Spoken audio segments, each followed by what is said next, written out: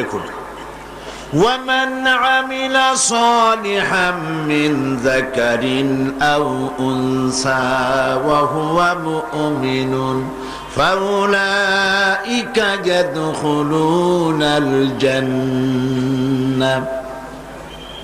যেই ভালো কাজ করবে, সে পুরুষ হোক অথবা নারী হোক, মুমিন ব্যক্তি পুরুষ হোক অথবা নারী হোক, ভালো কাজ করলে পরে আমি কিয়ামতের দিন তাদেরকে জান্নাতে প্রবেশ করাবো, তারা জান্নাতবাসী হবে। মুমিন পুরুষ আর মুমিন নারী পরস্পরের শত্রু নয়। সূরা তাওবার মধ্যে আল্লাহ পাক বলছেন, ওয়াল মুমিনুনা ওয়াল মুমিনাতি বা'দুহুম আউলিয়াউ বা'দ يأمرون بالمعروف وينهون عن المنكر। মুমিন পুরুষ আর মুমিন নারী পরস্পরের সহযোগী, এবং তারা কি করে? মানুষকে ভালো কাজের আদেশ দেয়, অন্যায় কাজ থেকে মানুষকে ফিরায় রাখে।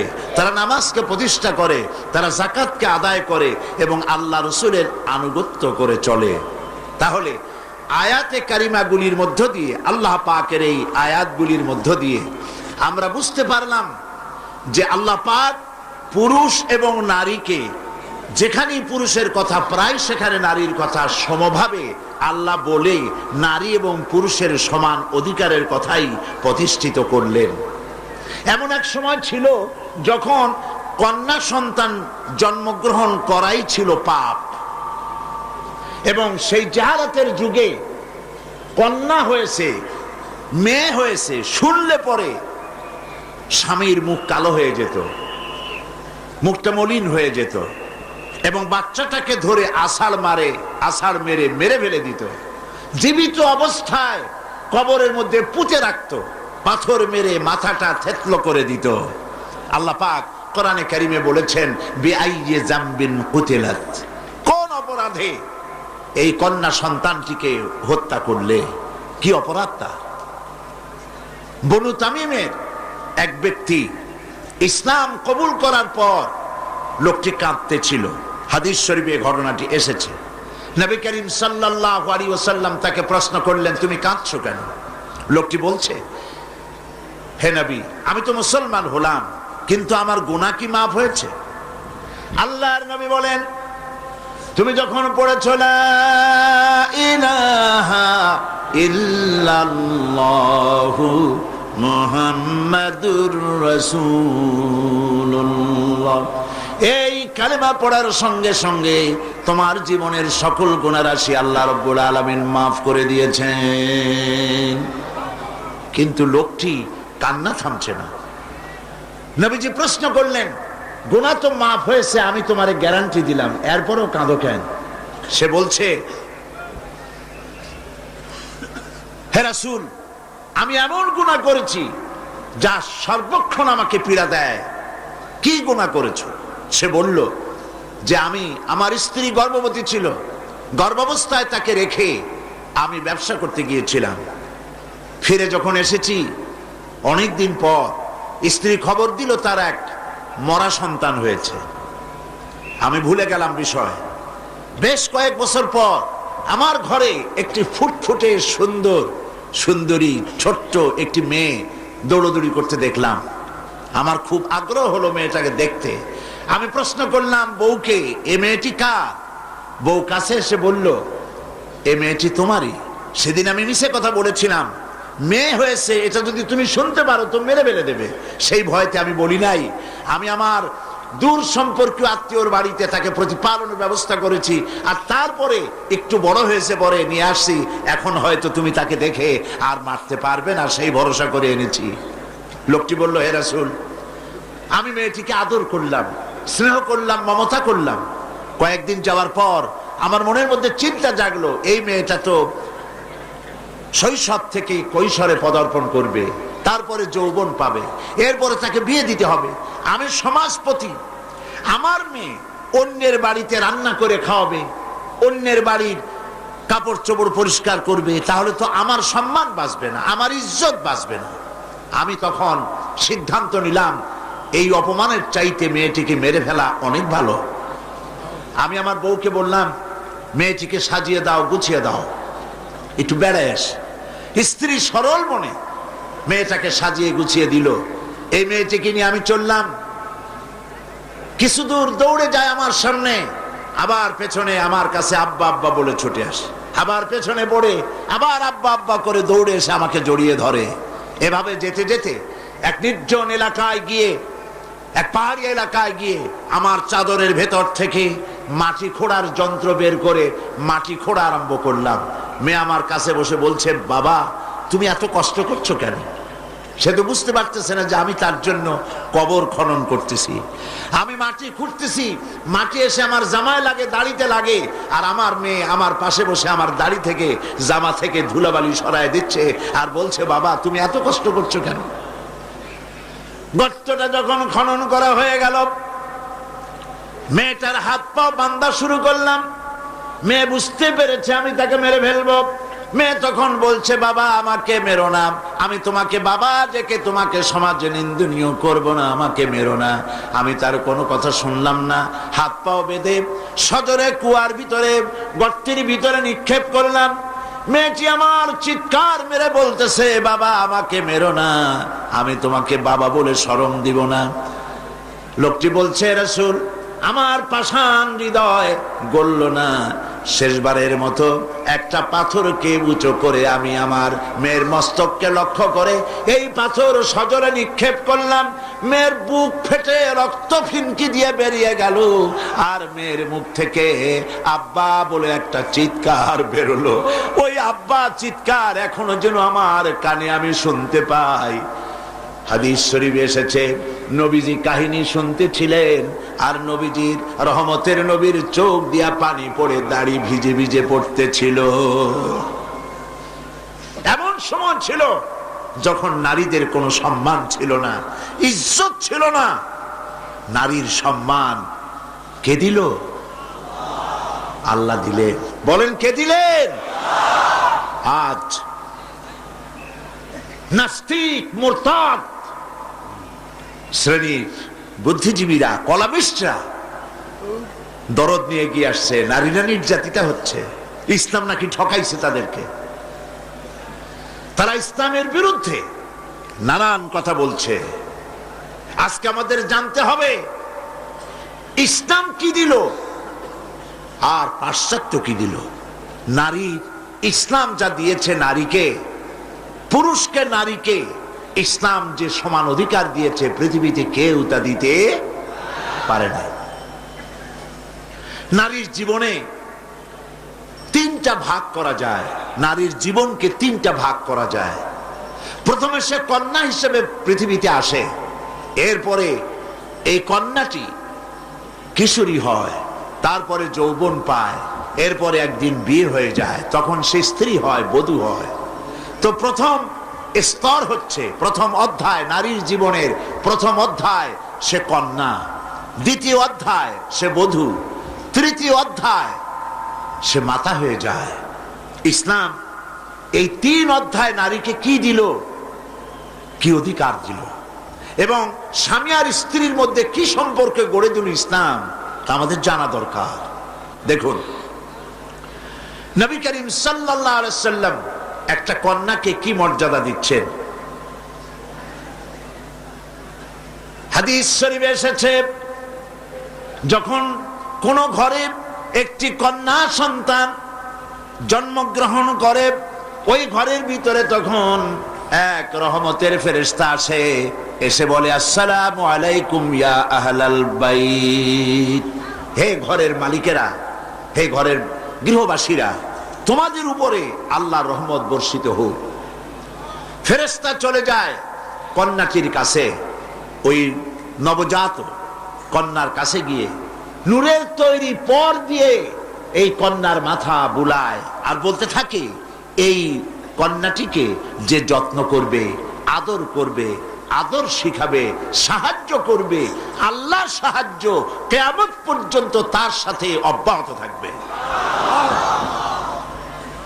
এই হাদিস ছেলের জন্য এরকম একটি হাদিস নাই, এরকম একটি হাদিস এসছে মেয়েদের জন্য। সুবহানাল্লাহ। নবীজি বলছেন, মান আলা জারিয়াতাইনি হাত্তা তাবলুগা জা ইয়াউমাল কিয়ামাতি আনা ওয়া হুয়া কাহাতাইনি ওয়া দাম্মা আসাবিহু।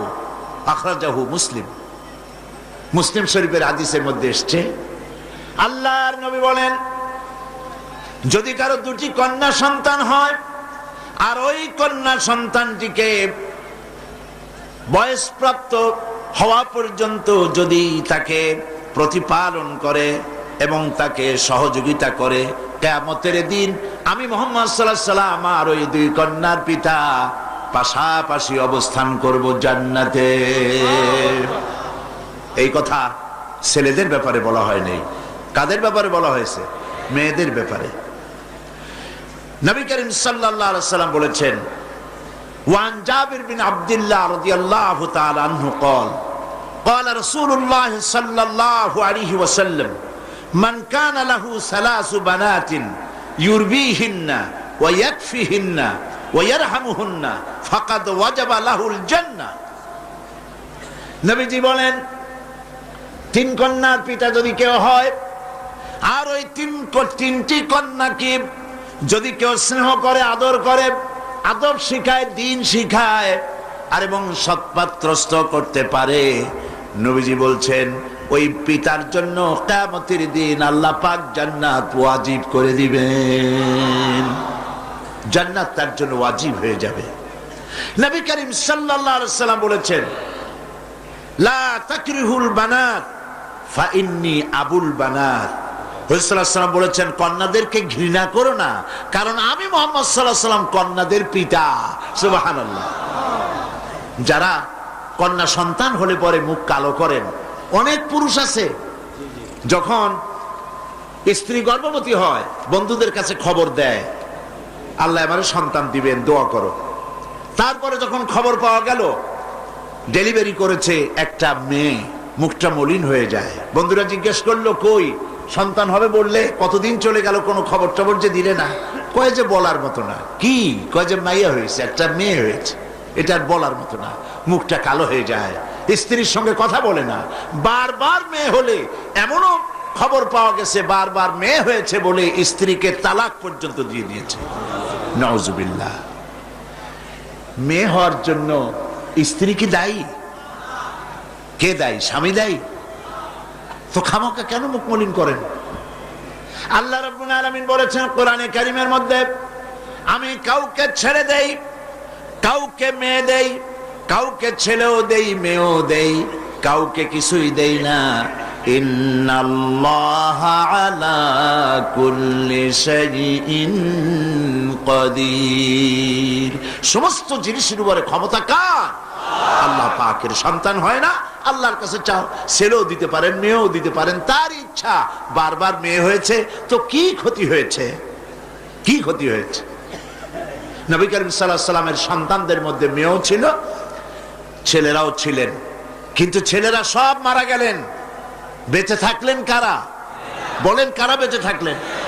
একটি হাদিস আপনি খুঁজে বের করতে পারবেন না যে নবী করিম সাল্লাল্লাহু আলাইহি ওয়াসাল্লাম কখনো আল্লাহ পাকের দরবারে হাত তুলে বলেছিলেন যে আল্লাহ, ছেলেগুলি তো সব তুমি নিয়ে গেলে, সব মেয়েগুলির বাঁচায় রাখলে, তুমি দয়া করে আমাকে আরেকটি ছেলে দান করো। এরকম একটি হাদিস নাই। সুতরাং কন্যা হিসেবে নারীর জীবনের তিনটি অধ্যায়ের একটি অধ্যায় হলো কন্যা। সেই কন্যার অধিকার প্রতিষ্ঠিত করেছে ইসলাম। সুবহানাল্লাহ। এবার কিছুদিন পর সে বউ হয়ে গেল, স্ত্রী হলো যৌবন পাওয়ার পর। এখন দেখেন কোরআন তাকে কি অধিকার দিচ্ছে। আল্লাহ রাব্বুল আলামিন বলেন, وَمِنْ آيَاتِهِ أَنْ خَلَقَ لَكُمْ مِنْ أَنْفُسِكُمْ أَزْوَاجًا لِتَسْكُنُوا إِلَيْهَا وَجَعَلَ بَيْنَكُمْ مَوَدَّةً وَرَحْمَةً। আল্লাহ পাকের অসংখ্য নিদর্শনের ভিতরে এটি একটি নিদর্শন যে তোমাদের থেকে আল্লাহ পাক তোমাদের জোড়া সৃষ্টি করেছেন এবং তোমাদের মধ্যে ভালোবাসা আর সহৃদয়তার সৃষ্টি করেছেন। ভালোবাসা কে সৃষ্টি করলেন? মেয়ে ঢাকা, বিয়ে করেছে চট্টগ্রামের ছেলে। দুজনের চাল চলন ভিন্ন, ভাষাও ভিন্ন। ঢাকার মেয়ে বলে কোথায় যাবেন, চট্টগ্রামের ছেলে বলে খড়ে যাবে। দেখছেন অবস্থা? ঢাকার মেয়ে বলছে পাশে বসেন, আর চট্টগ্রামের ছেলে বলছে এন্দি বইউন। ভাষায় বেশ কম না? ভাষায় বেশ কম, চাল চলনে বেশ কম, খাওয়ায় বেশ কম, রুচিতে বেশ কম। মারামারি হওয়ার কথা ছিল প্রত্যেক দিন। আল্লাহ পাক বলেন আমি ভালোবাসার সৃষ্টি করেছি দুজনের মধ্যে। সুবহানাল্লাহ, আমি ভালোবাসার সৃষ্টি করে দিয়েছি। ওয়া জাআলা বাইনাকুম মাওয়াদ্দা, পরস্পর পরস্পরের জন্য আকর্ষণ সৃষ্টি করেছি। ওয়া রাহমা, আর সহৃদয়তা করুণার সৃষ্টি করেছি। যখন বার্ধক্যে পৌঁছে যায় স্বামী আর স্ত্রী, তখন উভয়ের মধ্যে করুণার সৃষ্টি করে দেই, মহব্বত আরো বাড়ায় দেই। সুবহানাল্লাহ বলবেন না? তো তোমার থেকে তোমার জোড়া সৃষ্টি করা হয়েছে, এখন এই স্ত্রীর প্রতি সদ্ব্যবহার করো। ওয়ালাহুন্না মিসলুল্লাযী আলাইহিন্না বিল মা'রুফ, আল্লাহ পাক বলেন সদ্ব্যবহার পাওয়ার ওই পরিমাণ অধিকার নারীদের উপরে তোমার আছে যতখানি অধিকার নারীদের উপর পুরুষের আছে। সদ্ব্যবহার শুধু তার কাছেই আশা করো না, সেও তোমার কাছে যে সদ্ব্যবহার আশা করে সেটাও তুমি তাকে দিতে শেখো। হুন্না লিবাসুন লাকুম ওয়া আনতুম লিবাসুন লাহুন্না। ইসলাম কোথায় নিয়ে গেছে, সম্পর্ক কত বাড়িয়ে দিল। হুন্না লিবাসুন লাকুম ওয়া আনতুম লিবাসুন লাহুন্না, তোমরা স্ত্রী তোমার ভূষণ স্বরূপ আর তুমি তোমার স্ত্রীর ভূষণ স্বরূপ। ভূষণ মানে কি? পোশাক। পোশাকের কথা কেন বলা হলো? এই জন্য বলা হয়েছে পোশাক মানুষের কয়েকটা উপকার করে, শুধু শীত আর গরম নিবারণ করে না। পোশাক মানুষের আয়েব ঢেকে রাখে, পোশাক মানুষের সম্মান, তার লজ্জা ঢেকে রাখে। এই একের সাথে অপরের পোশাকের দৃষ্টান্ত আল্লাহ পাক দিলেন। এর অর্থ হচ্ছে পরস্পর পরস্পরের আয়েবকে ঢেকে রাখবে, একজন আরেকজনের আয়েবকে মানুষের সামনে পেশ করবে না, একজন আরেকজনকে শরম দিবে না, পরস্পরের সাথে মিলেমিশে থাকবে, একথা আল্লাহ পাক বললেন। ওয়াশিরুহুন্না বিল মারুফ, আর তোমরা স্ত্রীদের সাথে সদ্ব্যবহার করো। কে বলছেন? আল্লাহ পাক বলছেন। স্ত্রীদের ভিতরে সদ্ব্যবহার স্ত্রীদের সাথে কিভাবে করতে হবে, সব ব্যাপারে রাসূলুল্লাহ হচ্ছেন আদর্শ। লাকাদ কানা লাকুম ফি রাসূলিল্লাহি উসওয়াতুন হাসানা, সমস্ত ব্যাপারে তোমাদের জন্য মহত্তম আদর্শ হলেন নবী করিম সাল্লাল্লাহু আলাইহি ওয়াসাল্লাম। হুজুর সাল্লাল্লাহু আলাইহি ওয়াসাল্লাম বলেছেন তোমাদের মধ্যে উত্তম সেই যে ব্যক্তি তোমাদের স্ত্রীর কাছে উত্তম, আমি আমার স্ত্রীদের কাছে উত্তম ব্যক্তি। সুবহানাল্লাহ বলবেন না?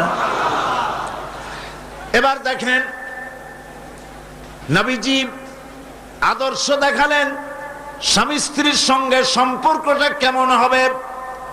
হযরতে খাদিজা রাদিয়াল্লাহু তাআলা আনহা আর নবীজির ভিতরে কেমন মহব্বত ছিল, কেমন আকর্ষণ ছিল। তিনি যখন হযরত খাদিজাকে বললেন, খাদিজা আল্লাহ আমাকে নবী বানিয়েছেন, আমার উপর ঈমান আনো, এক আল্লাহর উপরে ঈমান আনো। হযরতে খাদিজা এক মুহূর্ত, একটি চোখের পলকও তিনি দেরি করেন নাই। যখনই নবীজি তাকে ঈমান আনতে বলেছেন, হযরত খাদিজা পড়েছেন লা ইলাহা ইল্লাল্লাহু মুহাম্মাদুর রাসূলুল্লাহ। নবী করিম সাল্লাল্লাহু আলাইহি ওয়াসাল্লাম বলেছেন আকাশের নিচে জমিনের উপরে খাদিজার মতো উত্তম মহিলা পৃথিবীতে আর নাই। কি সম্মান আল্লাহ পাক তাকে দিয়েছেন। আল্লাহ পাক নিজে হযরতে খাদিজাকে সালাম জানিয়েছেন। সুবহানাল্লাহ বলবেন? হেরা পাহাড়ে হযরতে জিবরাইল আলাইহিস সালাম নবীজির সঙ্গে কথা বলছেন, ওহী নিয়ে এসেছেন। কিছুক্ষণ পরে হযরতে জিবরাইল বলেন, ইয়া রাসূলুল্লাহ, আমি দেখতে পাচ্ছি খাদিজা আপনার জন্য খানা নিয়ে আসতেছেন। খাদিজা যখন আপনার কাছে পৌঁছে যাবে, আপনি খাদিজাকে বলবেন আল্লাহ রাব্বুল আলামিন আজ আমি আসার সময় আমার মাধ্যমে খাদিজাকে সালাম জানিয়েছেন। হযরতে খাদিজা যখন নবীজির কাছে পৌঁছে গেছেন, আল্লাহর নবী বলেন, খাদিজা তোমার জন্য আজকে একটি সুসংবাদ আছে। তিনি বললেন, আমার জন্য কি খবর, কি সুসংবাদ? হযরতে রাসূল বলছেন, খাদিজা শোনো, এইমাত্র জিবরাইল আমার কাছে চলে গেলেন, আর জিবরাইল বলে গেলেন আল্লাহ রাব্বুল আলামিন তোমাকে সালাম জানিয়েছেন। হযরত খাদিজা ডুকরে কেঁদে উঠলেন। তিনি বললেন, ইয়া রাসূলুল্লাহ, আমার মানব জন্ম সার্থক হয়ে গেছে, আল্লাহ আমারে সালাম জানাইছেন, এর চাইতে সৌভাগ্য আমার জীবনে আর কিছুই নাই। তবে নবীজি, আল্লাহর সালামের জবাব কেমনে দিতে হয় আমি জানি না, আপনি দয়া করে আমার পক্ষ থেকে আল্লাহর সালাম যেমনে দিলে আল্লাহ খুশি হয় তেমনি আপনি দিয়া দিবেন। কি মহব্বত স্বামী আর স্ত্রীর ভিতরে ছিল। হযরতে খাদিজা হযরতে রাসূল করিম সাল্লাল্লাহু আলাইহি ওয়াসাল্লাম,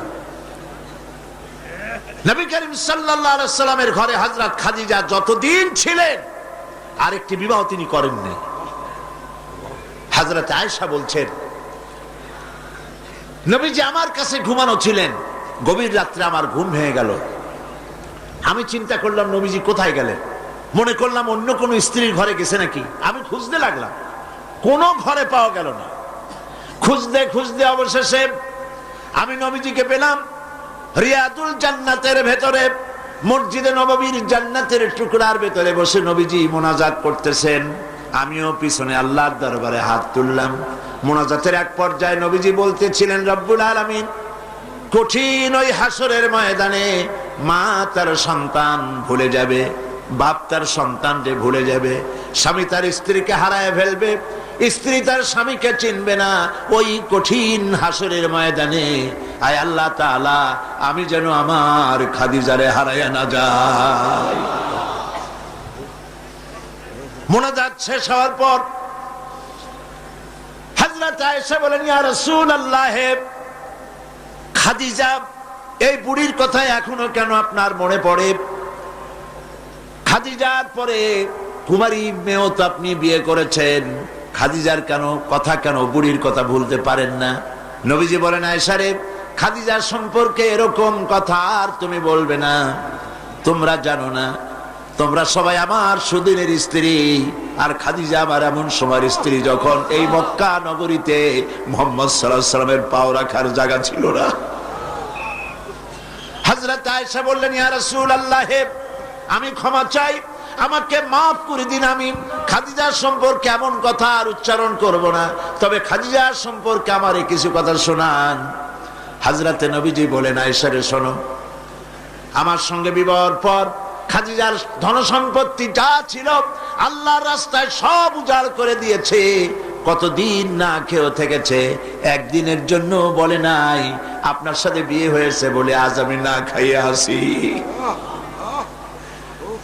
সারাদিন সারা রাত দাওয়াতের কাজ করে আমি যখনই দরজার কাছে ফিরেছি, যত রাত হোক না কেন, একবার বলেছি খাদিজা, অমনি দরজা খুলে গেছে। আমি প্রশ্ন করেছি, খাদিজা, যত রাত্রে আসলাম একদিনও দুইটা দাগ দেওয়া লাগলো না, তুমি কি ঘুমাও না? হযরতে খাদিজা বলেছেন, ইয়া রাসূলুল্লাহ, আপনি দ্বীনের দাওয়াতের জন্য ব্যস্ত থাকেন, কষ্ট করেন, আমি মনে মনে ভাবি আমি যদি ঘুমায় থাকি রাতের বেলায়, আর নবীজি যদি দরজার কাছে এসে খাদিজা খাদিজা বলে ডাকাডাকি করেন, উঠতে যদি আমার দেরি হয় আল্লাহর নবীর সঙ্গে বেয়াদবি হয়ে যাবে, এইটা মনে করে বিছানায় না ঘুমাইয়া যতক্ষণ আপনি না ফেরেন এই দরজাটার সাথে পিঠ লাগাইয়া দাঁড়াইয়া দাঁড়াইয়া ঘুমায়। হযরত আয়েশা বলেছেন, আমাদের ঘরে রান্না বান্না তেমন হতো না, আমাদের ঘরে তেমন গোশত খাওয়ার সুযোগ আমাদের কিসমতে তেমন হতো না।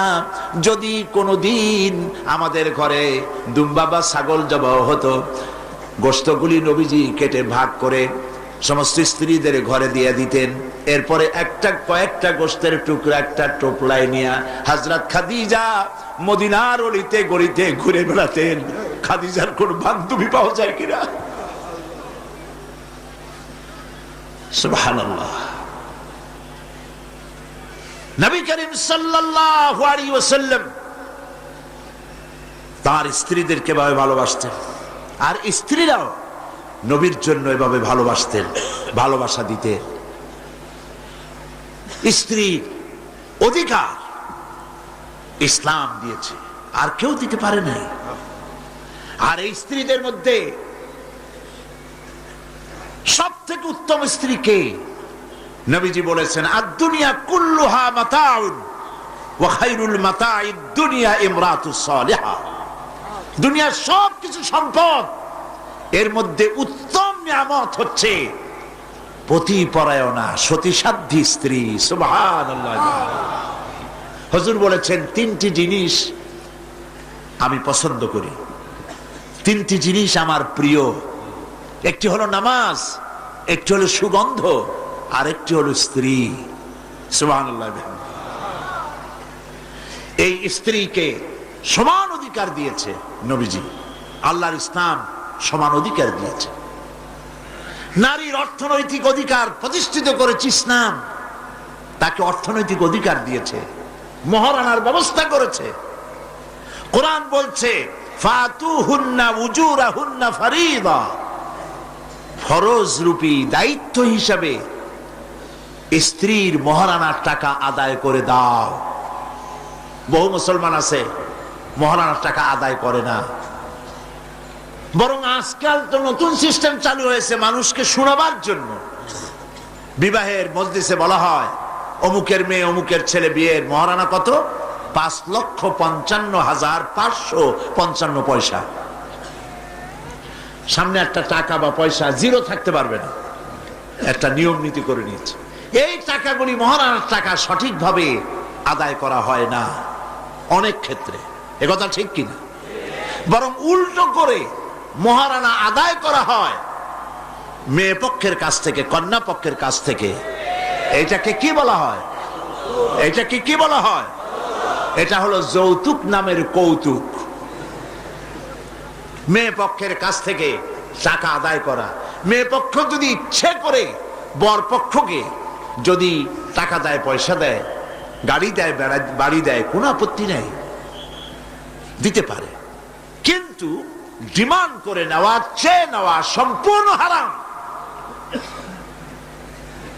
কন্যার পিতার মাতা 12 বছর, 18 বছর, 20 বছর, 25 বছর লালন পালন করে কলিজার টুকরা সন্তানটাই তো দিয়ে দিল। এর চাইতে টেলিভিশন, গাড়ি বাড়ি বেশি হয় কি করে? এই যৌতুক বাংলাদেশের সর্বত্র আছে, অবশ্য চট্টগ্রামে নাই। আছে। ছেলে যদি এমএ পাস করে, ইঞ্জিনিয়ারিং পড়ে, লয়ার হয়েছে, পিতার এই ধারণাই হয় সন্তানকে পড়াতে লেখাতে যত টাকা খরচ হয়েছে কন্যা পক্ষকে কাছের থেকে আদায় করে নেব। এবং সেই জন্য বিয়ের সময় দাবি করা হয়, 50 লক্ষ টাকা দিতে হবে, গুলশানে 3টা বাড়ি দিতে হবে, মঙ্গল গ্রহে অফিস বানায় দিতে হবে। আপনার ছেলে এমএ পাস করেছে, লয়ার হয়েছে, ব্যারিস্টার হয়েছে, তো কি হয়েছে? আপনি কেন নির্যাতন করবেন কন্যা পক্ষকে? জায়েজ নাই, হারাম। শূকরের মাংস যেমন হারাম, কন্যা পক্ষের কাছ থেকে জবরদস্তি করে চেয়ে ডিমান্ড করে যৌতুক আদায় করা ওরকমই হারাম। এই কাজটি কি আপনারা করবেন? এই কাজটি কি করবেন? বিবাহ করবে, বিবাহ করাবেন ছেলেকে ভালোবাসা দিয়ে, টাকা দিয়ে, পয়সা দিয়ে বিবাহ করায়া মেয়ে একটা ঘরে নিয়ে আসবেন, কন্যা পক্ষের উপরে চাপ সৃষ্টি করবেন না। তো নারীকে মহারানা দেওয়ার ব্যবস্থা ইসলাম করেছে। কে ব্যবস্থা করেছে বলেন? ইসলাম করেছে। এবার আরো দেখুন আল্লাহ পাক কি বলছে, وَإِذَا أَتَيْتُمْ إِحْدَاهُنَّ قِنْطَارًا فَلَا تَأْخُذُوا مِنْهُ شَيْئًا।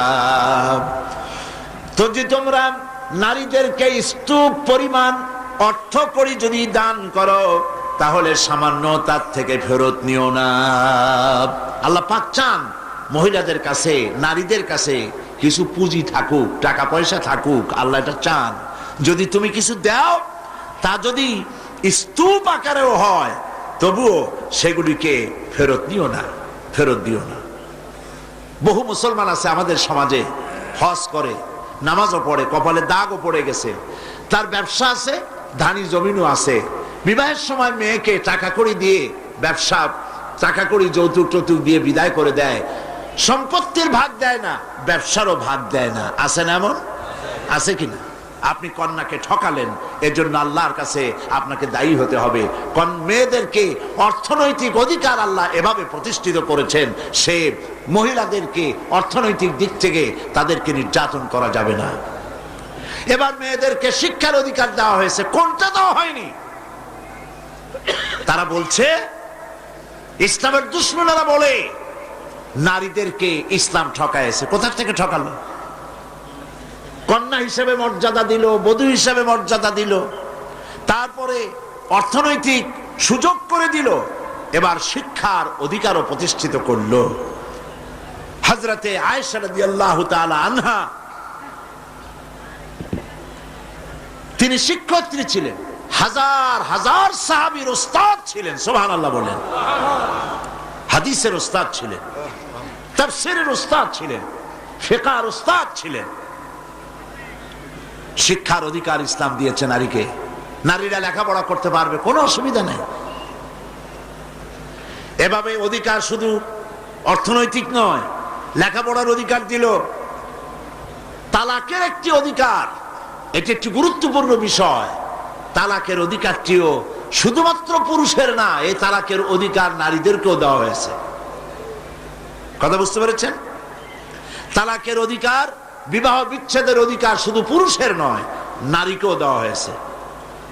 পুরুষ যদি অকর্মণ্য হয়, যদি সে উন্মাদ হয়, জালিম হয়, নপুংসক হয়, তাহলে এই স্ত্রী কোর্টে তা প্রমাণ করে তার স্বামীকে পরিত্যাগ করে ইচ্ছে মতো স্বামী গ্রহণ করতে পারবে, ইসলাম সুযোগ দেয়।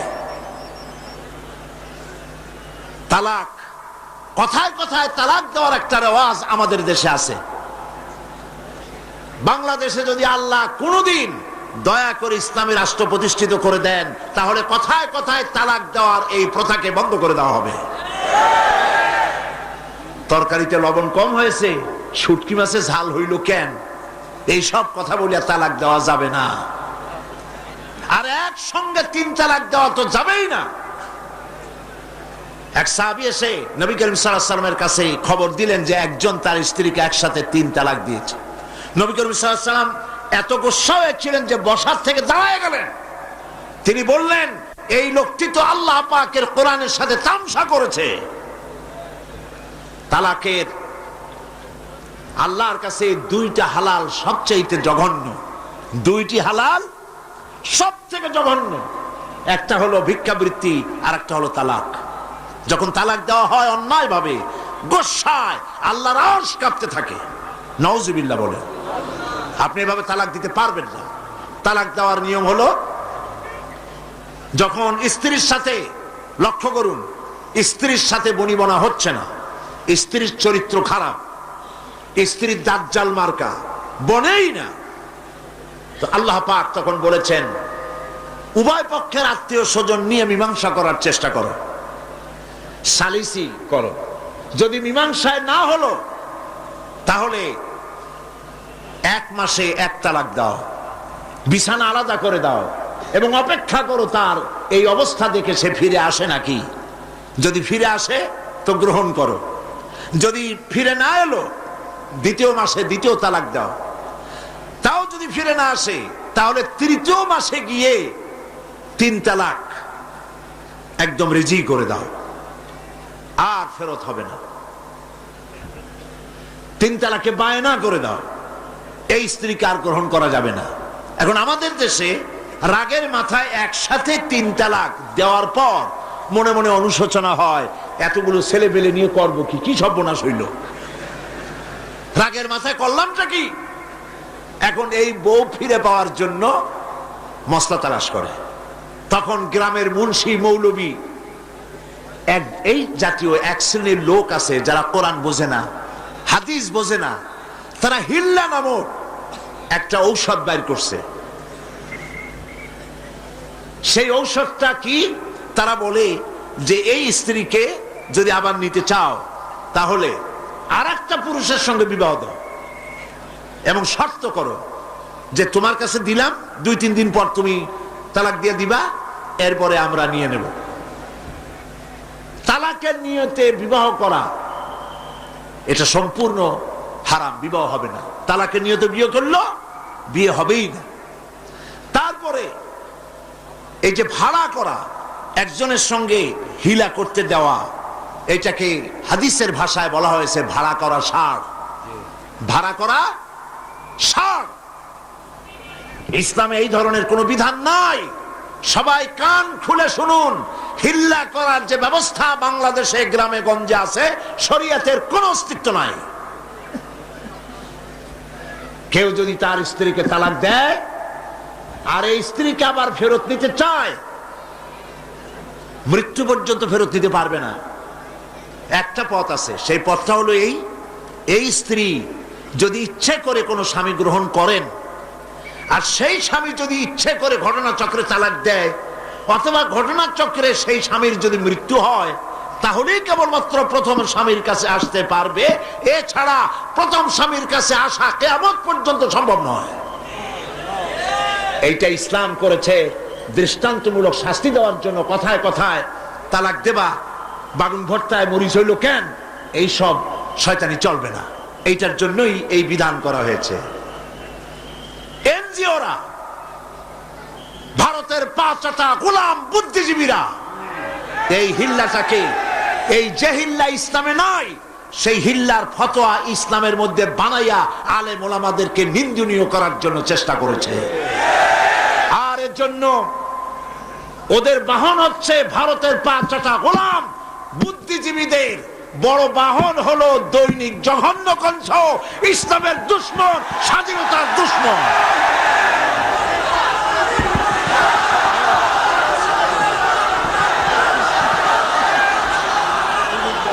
এই পত্রিকা কোন মুসলমানের পড়া উচিত নয়। এই পত্রিকাটা এখন পড়েন প্রত্যেক দিন সরকারের বদনাম, দেশের বদনাম, মুসলমানের বদনাম, আলেমদের গালাগালি ছাড়া এই পত্রিকায় কিছু পাওয়া যায় না।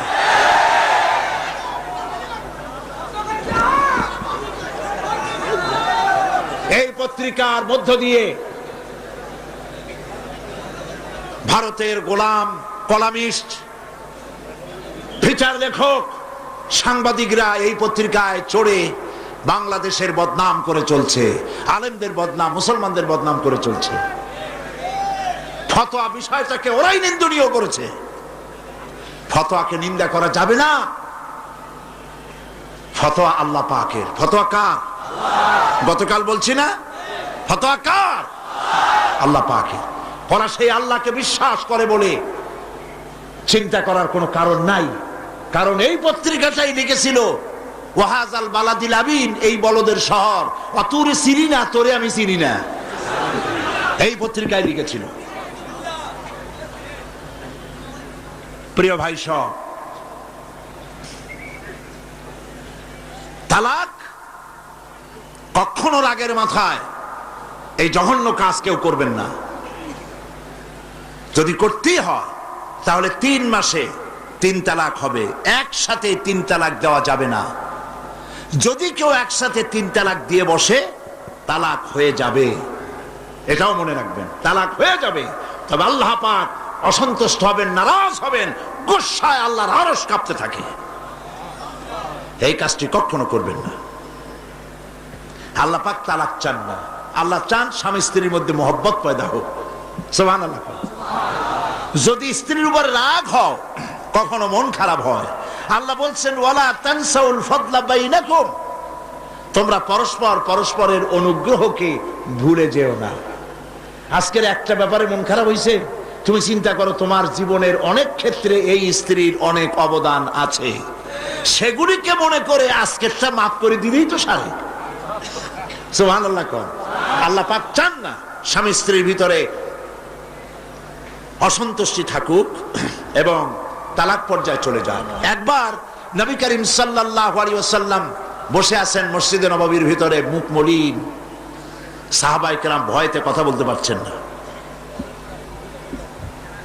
কিছুক্ষণ পর হুজুর হযরত আলী হযরত ফাতেমার ঘরে ঢুকলেন, বেরিয়ে আসতেন হাসি মুখে।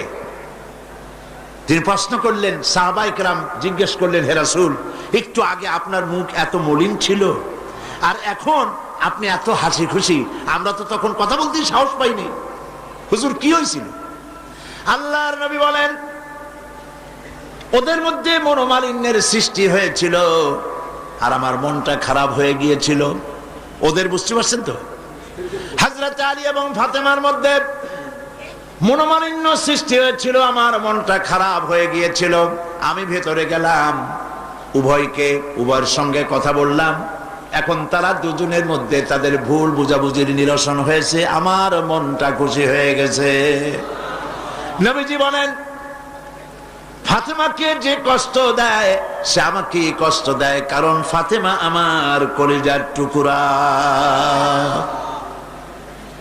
স্বামী এবং স্ত্রীর মধ্যে সম্পর্ক ভালো থাকতে হবে, অধিকার সমান, তবে স্বামীর মর্যাদা বেশি।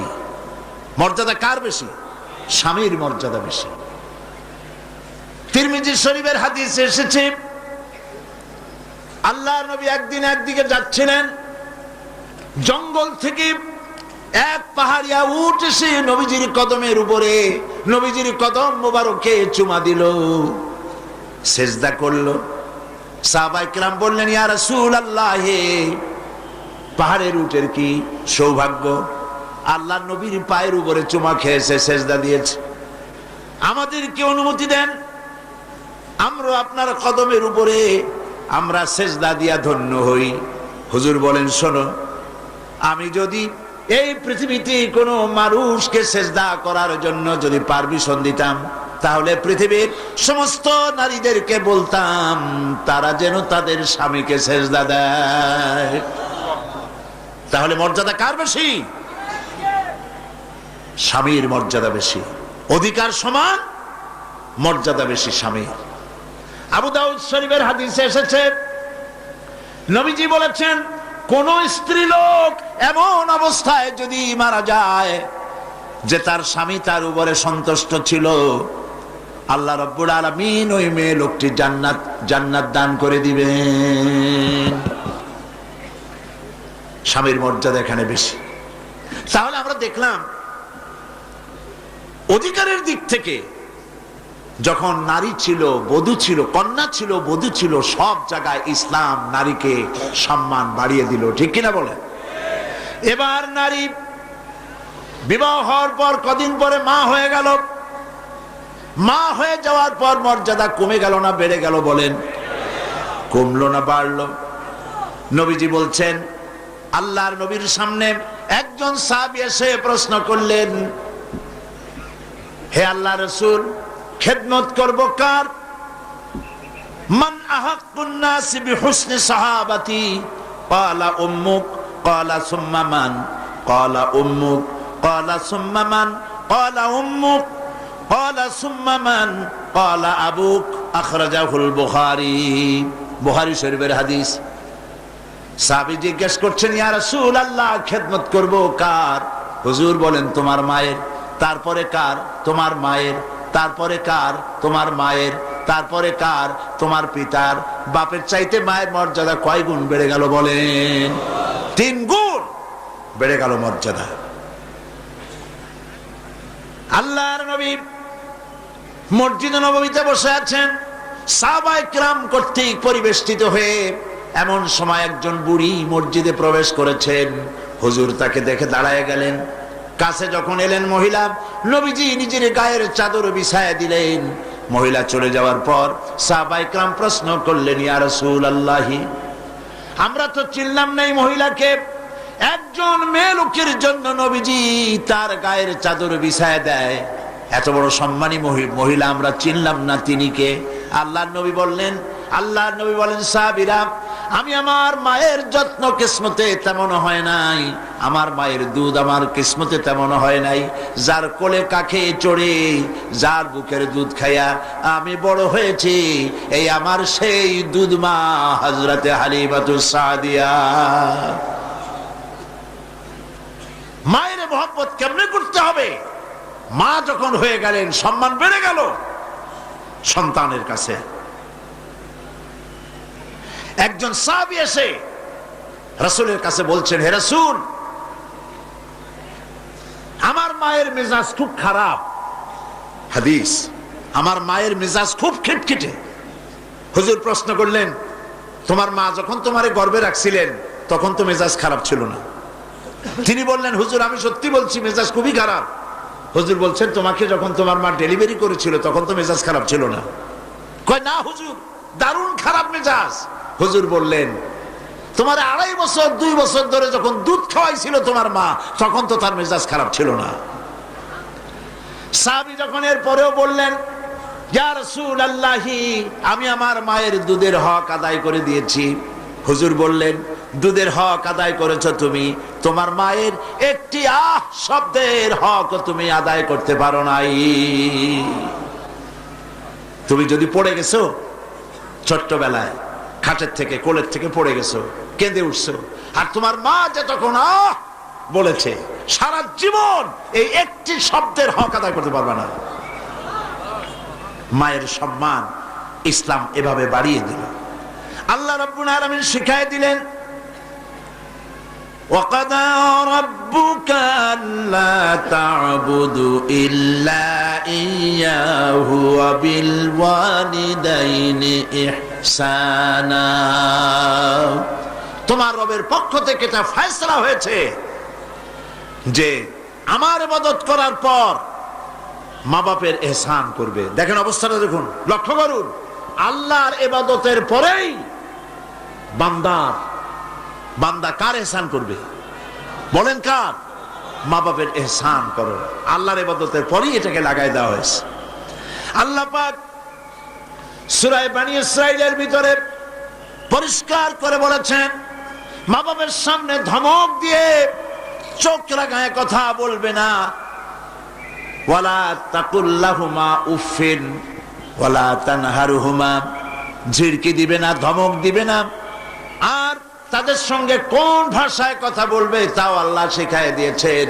আল্লাহ পাক বলেন, ওয়াকুল্লাহুমা কাওলান কারীমা,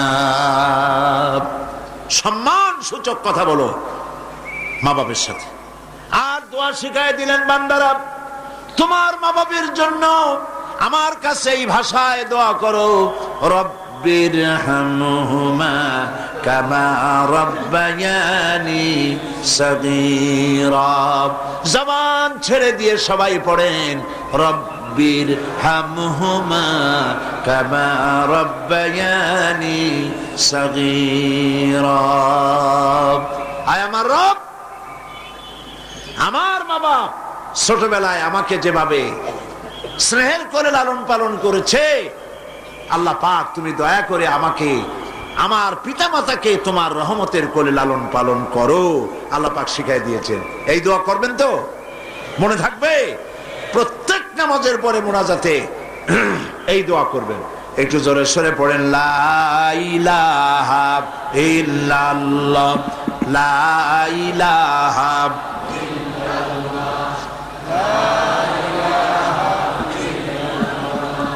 লা ইলাহা ইল্লাল্লাহ, লা ইলাহা লা ইলাহা ইল্লাল্লাহু মুহাম্মাদুর রাসূলুল্লাহ। তাহলে আমরা দেখতে পেলাম, নারীকে আল্লাহ পাক অধিকার দিলেন, সম্মান দিলেন, কন্যা হিসাবে দিলেন, বধূ হিসাবে দিলেন, মা হিসাবেও দিলেন। এখন এই মহিলাদেরকে বলা হয়েছে, পর্দায় থাকার জন্য বলা হয়েছে। মা বোনেরা লেখাপড়া করতে পারবেন, চাকরি করতে পারবেন, জিহাদে যেতে পারবেন, সবই করতে পারবেন পর্দার ভিতরে থেকে। আল্লাহ পাক কোরআনে কারিমে বলেছেন, ওয়াকারনা ফি বুয়ুতিকুন্না ওয়ালা তাবাররাজনা তাবাররুজাল জাহিলিয়াতিল উলা। ওয়াকারনা ফি বুয়ুতিকুন্না, তোমরা তোমাদের ঘরের মধ্যে থাকো, আর জাহিলিয়াতের যুগে মতো করে সাজসজ্জা করে তোমরা বেরিও না, ঠাক ঠমক করে বেরিও না, সৌন্দর্য প্রদর্শনী করো না। মিস সুন্দরী প্রতিযোগিতা হয় না? হয় কিনা? সুন্দরী প্রতিযোগিতা হয় পৃথিবীর বিভিন্ন দেশে। Miss China, miss Thailand, miss American, miss Canada, এভাবে নাম হয়। বাংলাদেশেও আওয়ামী লীগের আমলে, গত সরকারের আমলে, মনে আছে আপনাদের? আমরা এর প্রতিবাদ করেছিলাম। পল্টনের মাঠে বিরাট সমাবেশ করে, যে এইভাবে যদি সুন্দরী প্রতিযোগিতা, পৃথিবীর দ্বিতীয় বৃহত্তম মুসলিম দেশ, এই দেশে সুন্দরী প্রতিযোগিতা করা যাবে না। সুন্দরী প্রতিযোগিতা কি? সুন্দরী প্রতিযোগিতা করতে গিয়ে বিচারক মণ্ডলী সুন্দরীদের শরীরের যেসব জায়গা মাপজোপ করে, তা কেবলমাত্র শয়তানের পক্ষেই সম্ভব, কোন মানুষের পক্ষে সম্ভব নয়। যারা এই বিচারক মণ্ডলী থাকে নির্লজ্জ, বেহায়া, তারা কি তার নিজের মেয়ের, নিজের বোনের শরীরের সেসব জায়গা মাপজোপ করতে পারবে? লম্পট। বাংলাদেশে সুন্দরী প্রতিযোগিতা কিয়ামত পর্যন্ত হতে দেওয়া হবে না।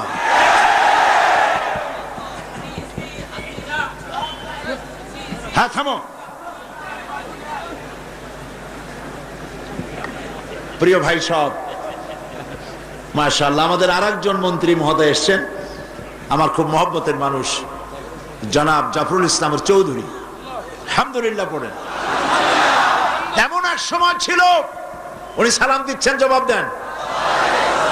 এমন এক সময় ছিল মন্ত্রীদের জ্বালায় তাফসীর মাহফিল করা যায় নাই, আর আল্লাহ এমন করলেন এখন মন্ত্রী আল্লাহর মেহেরবানি জোয়ারের মতো তাফসীর মাহফিল আসতেছে। চিল্লায় বলেন আল্লাহু আকবার। এটাই হলো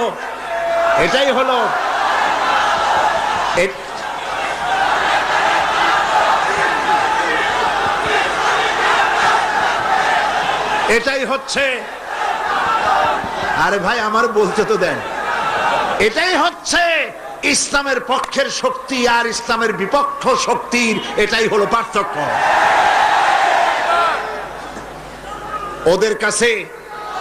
ওদের কাছে নাস্তিক মোরতাদরা হলো নয়নের পুতুলি, কলিজার ঘিলু, মাথার মুন্ডু। কি সব বন্ধু বান্ধব তাদের! শামসুর রহমান, কবির চৌধুরী, মুনতাসির মামুন, হাসান ইমাম, শাহরিয়ার কবির, এই হলো কলিজার টুকরা, যেগুলো হিসাব করা নাস্তিক মুরতাদ। কবি শামসুর রহমান লিখলো, ফজরের আজান যখন শুনি মনে হয় বেশ্যা তার খরিদ্দার ডাকতেছে।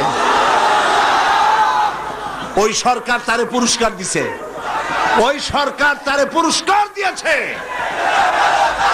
এই জন্য থামো, এই জন্য আজ ওরা ওদেরকে বন্ধু বানায়ছে, আল্লাহ নারাজ হয়ে গেছে। এর একটাও নামাজ নাই, রোজা নাই, আল্লাহ পরকালকে বিশ্বাস করে না, সব সময় ইসলামের বিরুদ্ধে লেখে। আর ওদের গত সরকারের সব থেকে কলিজার দুশ্মন ছিল আলেমরা। আলেম সহ্যই করতে পারত না।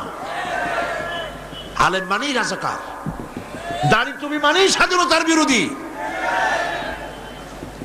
কপাল তোমাদের আরো পুড়বে, কপাল পোড়ার হইল কি, আরো বাকি আছে। আলেমদের যত জ্বালাইছো, কোরআন শরীফ ডাস্টবিনে ভালাই দিছ। মূর্তির ব্যাপারে কথা বললে কলিজায় লাগে, বিবৃতি দাও। আর তাও তো হিন্দুদের মূর্তির কথা বলা হয় নাই, রাস্তাঘাটে যেগুলো বানাইছো সেগুলির ব্যাপারে কথা বলছি, তাই কলজা জ্বলে উঠছে। কিন্তু আওয়ামী লীগের জমানায় শত শত কবি কোরআন শরীফের ডাস্টবিনে বানানো হয়েছিল, তোমরা তখন কোন ইন্দুরের গর্তে ছিলা? কেন প্রতিবাদ করো নাই? আল্লাহ পাক আছেন এবং আল্লাহ পাক দেখতেছেন। ওরা বলতেছে এই সরকারের উপরে গজব নাজিল হবে। গজব কাদের উপরে হয়? তাকাই তাকাই দেখো। মুফতি এজারুল হক, মুফতি আমিনী, আল্লামা আজিজুল হক সহ 13,000 আলেম জননিরাপত্তা আইনে গ্রেফতার করে জেলের মধ্যে ঢুকাইছো। আল্লাহ দেখছে না? আল্লাহ দেখছে কিনা? আল্লাহ পাক দেখেছেন এবং জবাব আল্লাহ দিবেন ইনশাআল্লাহ। দেশ ক্রমেই ভালোর দিকে যাবে ইনশাআল্লাহ। বলেন ইনশাআল্লাহ। কারণ যে সরকার আলেমদেরকে সম্মান করে, যে সরকার আলেমদেরকে ভালোবাসে, মহব্বত করে, কোরআনের মাহফিলকে মহব্বত করে, আল্লাহর রহমত তাদের উপরে বৃষ্টির মতো নাজিল হবে। কারণ আলেমরাই সেরা, পৃথিবীর শ্রেষ্ঠ সন্তান আলেমরা। তারা উমানাউদ্দিন, দ্বীনের আমানত আলেমদের কাছে। এই যে মাথায় এই যে টুপি, এই টুপি কে পড়াইছে? শামসুর রহমান নামক নাস্তিকেরা পড়াইছে? মুরতাদরা পড়াইছে? বুদ্ধিজীবীরা পড়াইছে? মুসলমানদের মাথায় টুপি আলেমরা এনেছে। আপনার আমার বাপ দাদার মুখে যদি দাড়ি উঠে থাকে, এই দেশের আলেম পীর বুজুর্গ সুফি দরবেশরা উঠাইছে। ঠিক কিনা বলেন? মাদ্রাসা মসজিদ পর্দা বোরখা কারা রেখেছে? আজও আলেমরা করেছে। আল্লাহর নবী বলেছেন, আকাশের সমস্ত তারকা মণ্ডলীর ভিতরে পূর্ণিমার চাঁদের যে মর্যাদা, পৃথিবীর সমস্ত উম্মতের ভেতরে আমার আলেমদের সেই মর্যাদা। সুতরাং ওলামাদেরকে মহব্বত করতে শিখুন, ভালোবাসতে শিখুন, সম্মান দিতে শিখুন। ওলামাদের কথা বিশ্বাস করুন, কারণ তারা কথা বলে কোরআন দিয়ে, হাদিস দিয়ে। সুবহানাল্লাহ বলে। পর্দার বিষয়টি আলোচনা করতেছিলাম। পর্দা করা ফরজ। পর্দা করা কি? ফরজ। নবীজি বলেছেন এমন এক সময় আসবে, ক্বালা রাসূলুল্লাহ সাল্লাল্লাহু আলাইহি ওয়াসাল্লাম, নিসাউন কাসিয়াতুন আরিয়া মুমিলাতুন মাইলাতুন রুউসুহুন্না কাল বুখতিল মাইলা লা ইয়াদখুলনাল জান্নাতা ওয়া লা ইয়াজিদনা রিহাহা। আখরাজাহু মুসলিম। আল্লাহর নবী বলেন, এমন এক জামানা আসবে যখন বস্ত্র পরিধানকারিণী উলঙ্গিনী হবে মেয়ে লোকগুলি, উটের চুটের মতো করে খোপা বেঁধে মরাল সময় হেলে দুলে পরপুরুষের দৃষ্টি আকর্ষণ করে রাস্তায় চলাফেরা করবে। এরা জান্নাতি যাওয়া তো দূরের কথা, জান্নাতের সুঘ্রাণও এদের নাকের ভিতরে প্রবেশ করবে না। কাসিয়াতুন আরিয়া, বস্ত্র পরিধানকারিণী উলঙ্গিনী। কথা শুনতেছেন আপনারা? বুঝতে পারতেছেন? বস্ত্র পরিধানকারিণী উলঙ্গিনী মানে এমন কাপড় পরছে যা পরাও যা, না পরাও তাই, জান্নাতে যেতে পারবে না। এই জন্য অশালীন পোশাক বাদ দিতে হবে। রাসূলুল্লাহ বলেছেন আরাফাতের ময়দানে, তোমরা যেমন খাবে তোমাদের মেয়েদেরকে, স্ত্রীদেরকে তেমন পরাবে। তোমরা যেমন খাবে তেমন তাদের খাওয়াবে। তোমরা যেমন পরবে তেমন তাদেরকে পরাবে। কেউ কেউ এর অর্থ করেছে যেমন খাবো তেমন খাওয়াবো, এটা তো ঠিক আছে। যেমন পরি তেমন তাদেরই পরাতে হবে। তো পুরুষও প্যান্ট শার্ট পরে, মেয়েদেরকেও প্যান্ট শার্ট পরানো শুরু করছে। নাউজুবিল্লাহ বলে। কিয়ামতের অনেকগুলি আলামত আছে। হযরত আলী রাদিয়াল্লাহু তাআলা হাদিস রওয়ায়াত করেছেন, কিয়ামতের পূর্বে 15টি লক্ষণ প্রকাশ পাবে। তিরমিজি শরীফের হাদিস। তার মধ্যে একটি লক্ষণ হলো এই, মেয়েরা পুরুষের পোশাক পরবে, পুরুষরা মেয়েদের পোশাক পরবে। এটা তো শুরু হয়ে গেছে। শুরু হয়েছে কিনা?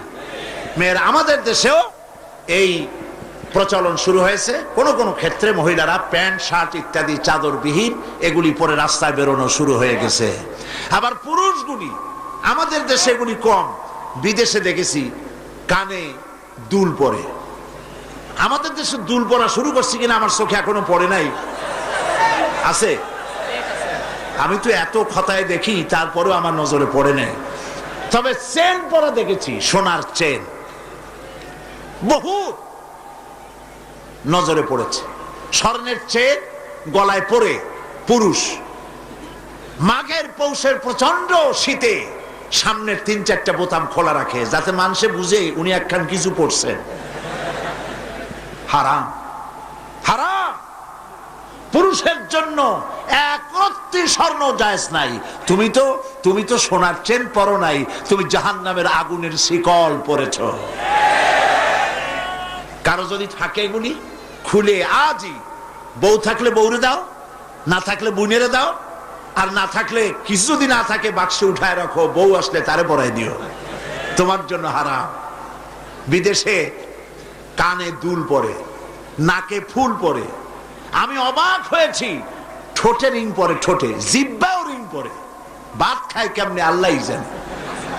শয়তান কারে বলে না, আমার দেশে জিহ্বায় ঠোঁটে রিং আমি দেখি নাই। আমি ইউরোপ আমেরিকা দেখেছি, মাথার চুল চতুর্দিক থেকে কেটে মাথার চান্দির উপরে তালপট্টির দ্বীপের মতো বানায় রাখে, আবার দুই দিক থেকে কামাইয়া মাথার উপরে তাল পাতার মতো রঙিন করে চুল খাড়া করে রাখে, আবার পেছনের চুল ছোট ছোট করে কেটে ওইখানে বাড়ির নম্বর, রোড নম্বর, টেলিফোন নম্বর লিখে রাখে।